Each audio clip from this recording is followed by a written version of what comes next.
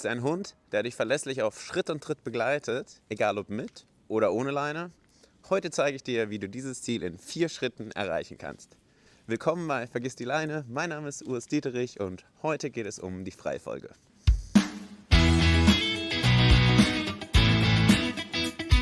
Ist es nicht praktisch, wenn man seinen Hund zu sich rufen kann, wenn wir einem anderen Spaziergänger oder Hund begegnen und der Hund verlässlich an der eigenen Seite bleibt, bis man ihn wieder freigibt? Ich nutze es ständig, zum Beispiel hier auch auf der Jagd, wie ihr sehen könnt. Grundsätzlich ist die Freifolge eine prima Alltagsübung, um noch besser zusammenzuwachsen und die Disziplin des Hundes zu fördern. Gezeigt habe ich die Freifolge kurz in meinem Video zum Freilauf. Wenn du es noch nicht gesehen hast, dann schau unbedingt mal rein in mein Video, wo ich einige Übungen vorstelle, hier oben in der Ecke verlinkt oder auch unten in der Beschreibung. Viele von euch haben mich gebeten, den Aufbau dieser Übung separat zu zeigen und darum geht es heute um die Freifolge. Und jetzt auch direkt zum Übungsaufbau in 4 Schritten. Erster Schritt. Wie jede Übung baue ich die Freifolge positiv auf. Sieh auch da gerne mein Video zum positiven Trainingsaufbau an. Stichwort operante Konditionierung. Ähnlich wie bei meinem Video zum Fuß bestätige ich den Hund hier, sobald er sich in der gewünschten Position befindet. Und diese beiden Videos, die packe ich euch auch unten in die Beschreibung und auch wieder oben rechts beim i. So, die korrekte Position, die bedeutet, dass der Hund innerhalb von einer Leinenlänge bei mir ist, das heißt 1,5 Meter ungefähr rundherum. Idealerweise ist er links von uns, aber er kann theoretisch auch rechts sein oder ein bisschen hinten dran und auch mal nach vorne. Wichtig ist im direkten Einflussbereich des Führers. Und da gebe ich dann das Signal bei mir und gebe dem Hund Futter. Ich gebe also immer das Hörzeichen und gebe dem Hund Futter, damit der Hund das verknüpft. Ihr seht das Ganze jetzt eben hier mit Ella, ganz zum Anfang, dieses bei mir und dann Markerwort fein mit Belohnung. Bei mir fein. Bei mir fein. Bei mir fein. Kommen wir zum zweiten Schritt. Nach ein paar Übungsabläufen vergrößere ich die Zeiträume, in denen ich erwarte, dass mein Hund in der richtigen Position bei mir läuft. Um ihm Sicherheit zu geben, dass er auf dem richtigen Weg ist, sage ich zwischendurch brav. Wichtig hier ist, dass brav im Gegensatz zu dem fein kein Markerwort ist und deswegen gibt es auch keine Belohnung. Und dann kommt wieder das Hörzeichen bei mir und das gibt Futter. Hier seht ihr das jetzt, diesen zweiten Schritt auch wieder mit Ella, mit dem bei mir, brav zum Warten noch und dass er auf dem richtigen Weg ist und fein und Belohnung. Brav bei mir. Fein. Bei mir.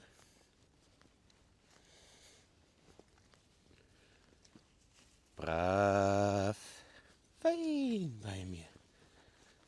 Kommen wir zum dritten Schritt. Sobald der Hund den Ansatz der Übung verstanden hat, ermahne ich ihn mit einem etwas strengeren A oder Na, gefolgt von einem Brav bei mir, sobald er wieder innerhalb einer Leinenlänge bei mir ist.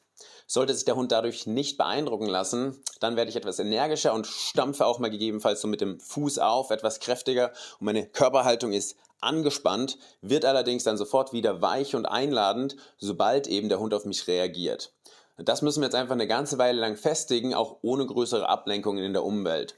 Jetzt kommen wir schon zum 4. Schritt, das heißt, wir bauen Ablenkungen ein, sprich wir üben in Situationen mit Außenreizen. Hierzu gehen wir wieder im Schwierigkeitsgrad etwas zurück, heißt zum Beispiel anfangs können wir dem Hund ein Stück Futter oder gegebenenfalls auch mal ein Leckerli zeigen, um den Außenreiz zu übertrumpfen. Wir müssen hier einfach den Erregungszustand unseres Hundes gut einschätzen. Und anstatt diese Übung jetzt auch direkt im Freilauf zu üben, kannst du es natürlich auch an einer Leine machen oder an einer Schleppleine. Nur bitte pass auf, gemäß meinem Credo, vergiss die Leine, solltest du die Leine nicht als bequemes Mittel dafür nutzen, den Hund innerhalb einer Leinenlänge zu behalten. Der Übungsaufbau und auch die Art der Korrektur sollte gleich sein, egal ob mit oder ohne Leine. Denn sobald die Leine weg ist, hast du sie ja nicht mehr, um Kontrolle über den Hund auszuüben. Bedeutet, der Hund soll lernen, auf deine verbale Ermahnung und auch auf dein Aufstampfen zu achten. Hunde mit besonders viel Vorwärtsdrang, die brauchen vielleicht tatsächlich auch mal so einen kleinen Stups mit der Hand, um sie zu erinnern, hey. Dennoch, du kannst natürlich die Leine oder auch die Schleppleine gelegentlich nutzen, einfach um dem Hund eine Grenze zu setzen, zum Beispiel indem du mal auf die Leine trittst. Dies sollte allerdings jetzt nicht das hauptsächliche Mittel deiner Korrektur sein. Und jetzt mit der Theorie aus dem Weg nehme ich euch mit auf einen Spaziergang zum Bei mir üben. Let's go. Die Hunde müssen jetzt nicht so direkt fast schon im Fuß laufen, wie sie es jetzt tun. Wenn sie das aber für angenehm empfinden und mich dann auch bei sich fühlen, dann ist es ja total in Ordnung. Der Sinn ist aber einfach, sich hier im Umkreis zu bewegen, innerhalb der direkten Kontrolle des Führers. Bei mir. Jetzt hat sich eben Ella leicht auf die anderen Menschen fokussiert, ist aber trotzdem noch bei mir geblieben. Ich habe das jetzt einfach verstärkt, einmal in dem Moment das bei mir und etwas belohnt, weil sie sich von sich aus eben gut gehalten hat, aber einfach um hier auch zu vermeiden, dass sie dann doch noch ausbricht, habe ich ein bisschen ihr geholfen, den Fokus bei mir zu behalten. Ja, wenn die das so gut machen, dann kann man die Hunde gar nicht korrigieren. Aber wir müssen das doch alles zeigen für das Video, dass ihr das mal nicht so gut macht, Hunde.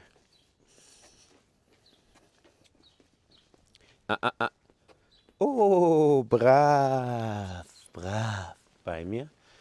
Ja, das war jetzt dieses einfach leichte verbale Korrigieren. Da kann man oder na oder was man immer auch sagen will. Das soll jetzt kein Pfui sein oder so ein hartes Signal. Einfach dieses leichte, da reagieren die Hunde oft wirklich schon gut drauf. Ansonsten eben noch das mit dem Aufstampfen, wenn es ein bisschen mehr Energie braucht. Ich gebe dann normalerweise eben keine Belohnung, wenn sie sich dann selbst korrigieren nach meiner Korrektur. Einfach weil ich nicht will, dass eine Verhaltenskette belohnt wird. So brav. Wo der Hund zuerst ein falsches Verhalten zeigt, dadurch Aufmerksamkeit von mir bekommt und noch dazu eben eine Belohnung. Das wollen wir eben nicht, sondern erst wenn der Hund dann brav, fein, sich von sich aus eben korrigiert, wie jetzt gerade. Und das gleiche. Und das ist eben ganz wichtig, immer den Hund beobachten, sehen, was macht er und auf feine Signale eben dann reagieren, eben wenn der Hund Blickkontakt sucht, wenn er sich etwas verlangsamt im Schritt, dann eben punktgenau bestätigen. Ist dann natürlich auch in der Leine, dass wir das Signal bei mir dann nutzen, wenn der Hund in der Leinenführigkeit bei uns läuft. Ich finde es aber tatsächlich praktisch, dem Hund das beizubringen. Ella, bei mir. Brav, bei mir. Ohne Leine, die einen eben dazu verleitet, den Hund an der Leine zu korrigieren und zu sich zu holen. Und der Hund soll eigentlich eher lernen, über die körperliche, also durch meine körperlichen Signale oder meine Stimme auf mich zu achten, als nur über die Leine. Denn so brav. Jetzt bin ich wieder kurz etwas aufgestampft und dann hat sie sich nach mir gerichtet. Ella, bei mir. Brav. Weil eben genau das ist, was dem Hund dann auch im Freilauf übrig bleibt, eben sich nach mir zu richten aufgrund meiner Stimme und meiner Körpersprache. Oder wenn ich jetzt auch ganz langsam laufe. Ella. Oh, brav. Bei mir. Hoppala. Dass der Hund einfach so lernt, auf das zu achten und nicht eben auf die Leine. Und dann später können wir das gleiche Signal einfach mit der Leine auch so nutzen. Aber so macht es doch Spaß, wenn die Hunde sich nach einem richten und dann gleich dürfen sie auch mal ein bisschen fetzen. Ella. Ja, bei mir.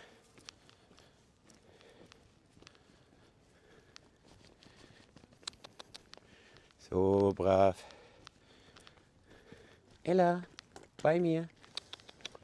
Ja, ja. Ella, bei mir. Die Krähe kann dir egal sein. Und eben dieses leichte Locken, auch mit dem leichten Zungenschnalzen. Man kann machen, was man möchte, einfach den Hund ein bisschen motivieren, Aufmerksamkeit auf sich ziehen, wenn er etwas abgelenkt ist oder eben hinten dran bleibt. Halt. Fein. Jawohl, jetzt darf gespielt werden. Jawohl. Ja, jawohl, jetzt könnt ihr mal ein bisschen. Jawohl, hier. Ja. Spiel ist für mich natürlich auch immer ganz, ganz wichtig, die Hunde dann auch mal wieder dadurch etwas sich freier bewegen lassen und einfach Spaß haben, ein bisschen auch den Stress abschütteln und einfach Spaß haben zusammen und mit ihren Menschen. Jawohl, auf hier. Bei mir. Bei mir, Ella, bei mir. Brav.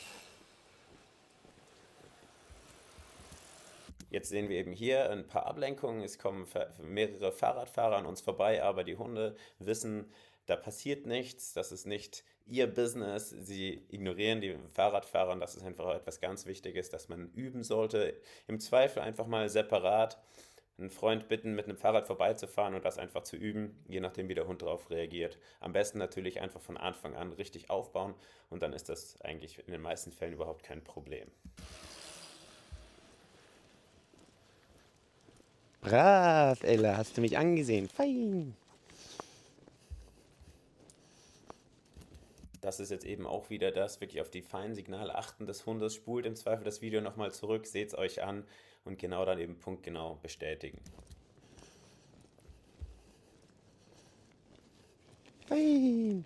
Jetzt hat sie sich automatisch gebremst, als sie vor mir laufen wollte. Und das habe ich jetzt sofort bestätigt. Fein. Einen Blickkontakt kann man auch mal bestätigen. Rudi, so brav. Auch gerne wieder zurückspulen und nochmal ansehen hier. Da vorne sind 2 Hunde. 2 rote Cocker Spaniel, das können wir jetzt auch mal als Ablenkung nutzen. 3 sogar. Und noch ein 4. Hund, ja. Meine Hunde haben die auch schon eräugt.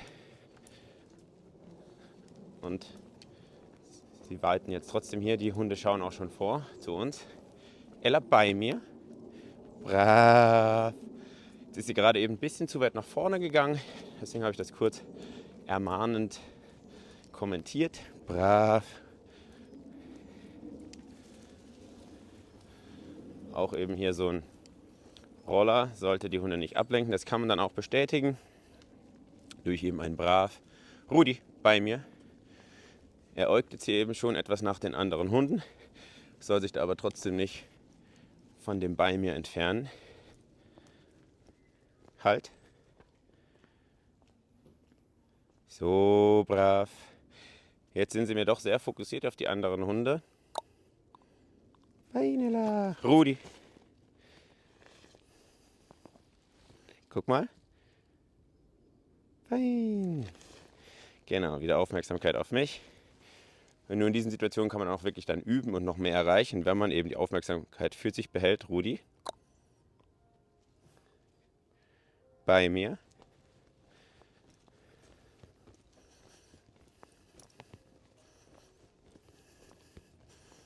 Und sobald ich jetzt ein Signal oder von Ihnen vernehme, dass Sie sich nach mir orientieren, werde ich das wieder positiv kommentieren und eventuell belohnen. Ich mache jetzt vielleicht etwas langsamer. Feinella. Sie hat jetzt eben ihr Gangwerk nach mir angepasst, Rudi. So brav. Sich etwas zurückgenommen, sobald ich auch langsamer wurde. Und das bestätige ich auch wieder, dass sie auf mich reagiert. Ja, Rudi, Ella, bei mir. Wieder Blickkontakt, dass dann das nächste Signal kommt, eben es geht weiter. Dass sie immer lernen, sie orientieren sich nach mir, bis es dann weitergeht. Und sie wollen ja auch, dass es weitergeht. Und dementsprechend geben sie mir auch gerne den Blickkontakt, weil sie wissen, danach kommt wieder etwas, was ihnen gefällt, was sie eben möchten, nämlich weiterlaufen. Und ein Video zum Blickkontakt habe ich auch schon gemacht, das seht ihr hier in der Ecke verlinkt und auch in der Beschreibung, wirklich sehr empfehlenswert. Ist wirklich eine Basis, die große Basis im Hundetraining, finde ich. Also immer erst der Fokus, er kauft sich sozusagen das, was sie wollen. Ja, brav. Jetzt habe ich es eben mal ohne das Ermahnende etwas stärkere bei mir gemacht, sondern eben einfach nur aufgestampft, leicht, nur ganz leicht, um zu schauen, wie Ella darauf reagiert, weil sie es auch ein bisschen zu weit vorne war. Ja, Rudi, so ist brav. Ella, bei mir. Wieder von beiden den Blickkontakt eingefordert. Und dann geht es weiter. Da vorne ist Hundeparty. Die Hunde bellen und machen. Gerade nochmal die Aufmerksamkeit etwas hier fordern. Solche Situationen sind natürlich jetzt echt schon herausfordernd. Da müsst ihr sehen, was ihr euch zutraut, was der Trainingsstand des Hundes ist und dementsprechend dann Situationen nutzen zum Training, aber nicht zu viel machen. Das ist einfach eurem Urteil überlassen, was ihr euch zutraut und was für den Hund das Richtige in seinem Trainingsstand ist.